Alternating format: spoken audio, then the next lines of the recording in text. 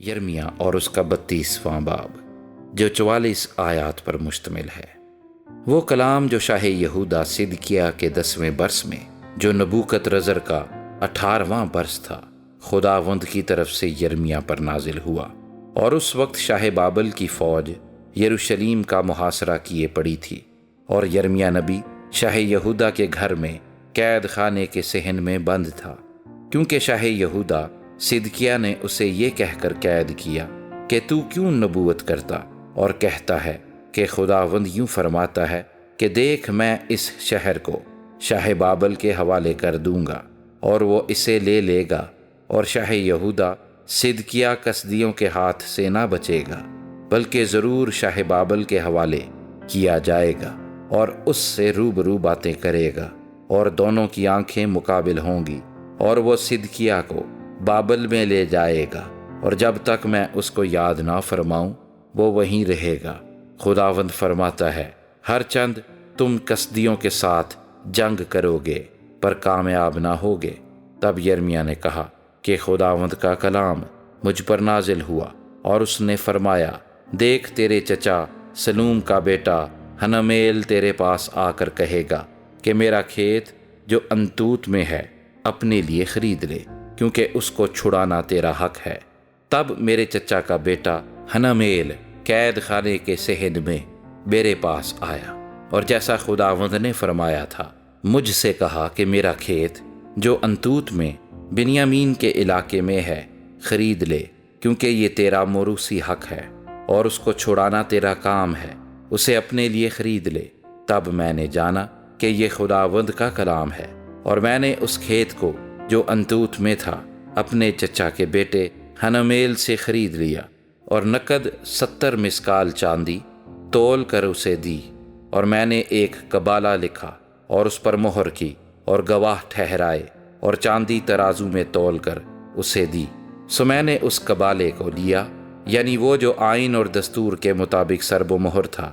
اور وہ جو کھلا تھا، اور میں نے اس قبالے کو اپنے چچا کے بیٹے حنمیل کے سامنے اور ان گواہوں کے روبرو جنہوں نے اپنے نام قبالے پر لکھے تھے، ان سب یہودیوں کے روبرو جو قید خانے کے صحن میں بیٹھے تھے، باروک بن نیریا بن محسیہ کو سونپا۔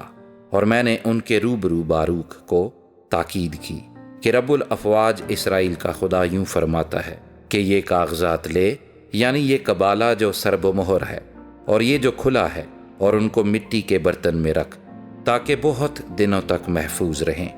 کیونکہ رب الافواج اسرائیل کا خدا یوں فرماتا ہے کہ اس ملک میں پھر گھروں اور کھیتوں اور تاکستانوں کی خرید و فروخت ہوگی۔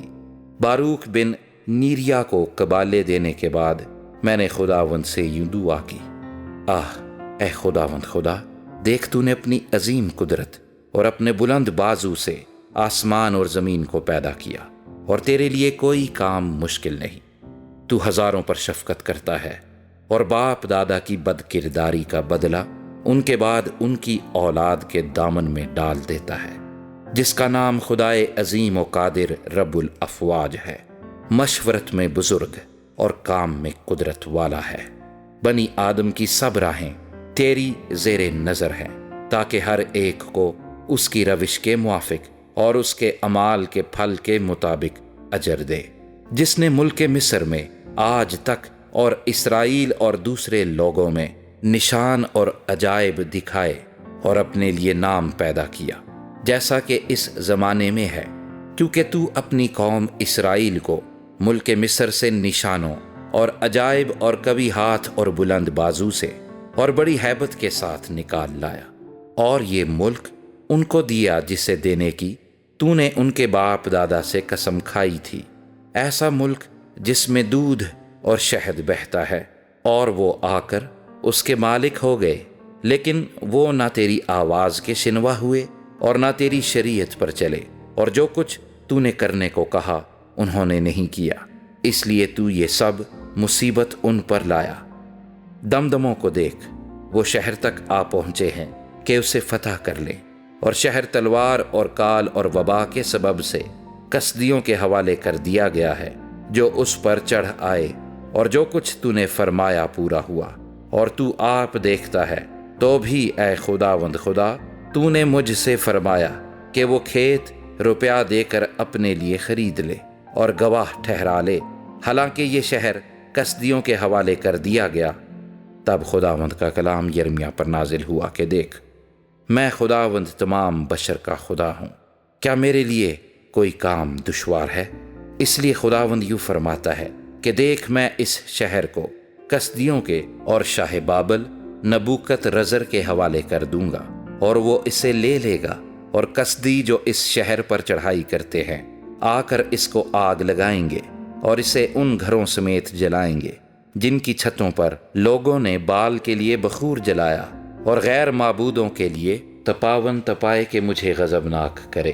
کیونکہ بنی اسرائیل اور بنی یہودا اپنی جوانی سے اب تک فقط وہی کرتے آئے ہیں جو میری نظر میں برا ہے، کیونکہ بنی اسرائیل نے اپنے اعمال سے مجھے غضبناک ہی کیا۔ خداوند فرماتا ہے،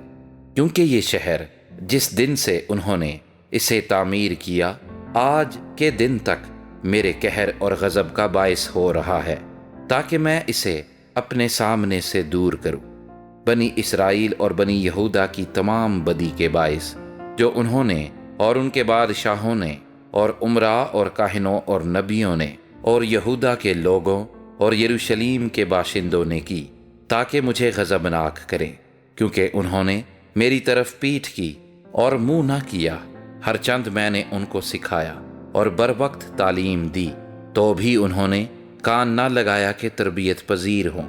بلکہ اس گھر میں جو میرے نام سے کہلاتا ہے اپنی مکروہات رکھیں تاکہ اسے ناپاک کریں، اور انہوں نے بال کے اونچے مقام جو بن ہنوم کی وادی میں ہیں بنائے تاکہ اپنے بیٹوں اور بیٹیوں کو ملک کے لیے آگ میں سے گزاریں، جس کا میں نے ان کو حکم نہیں دیا، اور نہ میرے خیال میں آیا کہ وہ ایسا مکروہ کام کر کے یہودا کو گنہگار بنائیں۔ اور اب اس شہر کی بابت جس کے حق میں تم کہتے ہو کہ تلوار اور کال اور وبا کے وسیلے سے وہ شاہ بابل کے حوالے کیا جائے گا، خداوند اسرائیل کا خدا یوں فرماتا ہے،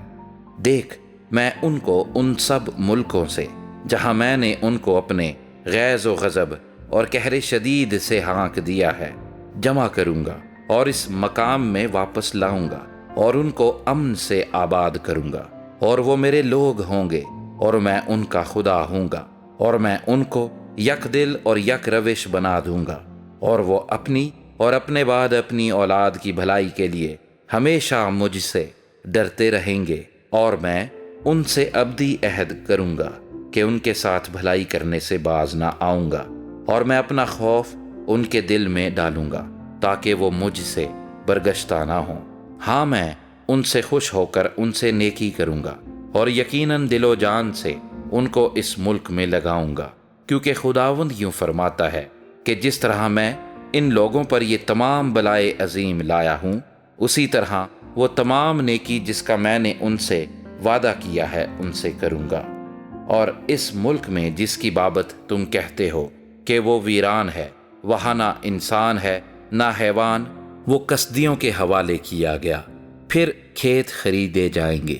بنیامین کے علاقے میں اور یروشلیم کی نواحی میں اور یہودا کے شہروں میں اور کوہستان کے اور وادی کے اور جنوب کے شہروں میں لوگ روپیہ دے کر کھیت خریدیں گے اور قبالے لکھا کر ان پر مہر لگائیں گے اور گواہ ٹھہرائیں گے، کیونکہ میں ان کی اسیری کو موقوف کر دوں گا، خداوند فرماتا ہے۔